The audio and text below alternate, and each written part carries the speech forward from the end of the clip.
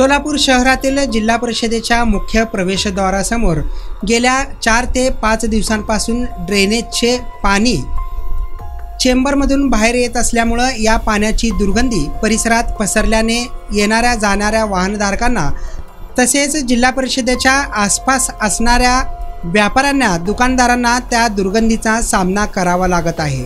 महानगरपालिका झोन विभागाकडून या ड्रेनेजकडे वारंवार पाणी बाहेर आलेले असतानाही दुर्लक्षित केले जात असल्याची तक्रार लोकप्रधानसमोर या ठिकाणच्या व्यापाऱ्यांनी आणि नागरिकांनी केली आहे।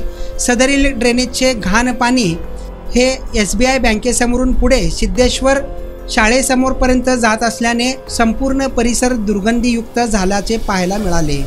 2-3 दिवसांपासून हे पाणी रस्त्यावर तसेच वाहत असतानाही महापालिका कडून दुर्लक्ष करण्यात आले। मात्र आज सकाळी याचे काम हाती घेण्यात आले। तात्पुरते फक्त मशीन जेटिंग फिरवून या ड्रेनेजच्या पाण्याला तात्पुरत्या स्वरूपात पुढे सरकवण्यात आले आहे। मात्र पुन्हा हे ड्रेनेज भरून पाणी बाहेर येणार अशी संतप्त प्रतिक्रिया नागरिकांनी दिली आहे। यावर कायमस्वरूपी उपाय करावा, अन्यथा आम्हाला महापालिकेसमोर आंदोलनाला बसावे लागेल अशीही काही लोकांनी प्रतिक्रिया दिली आहे।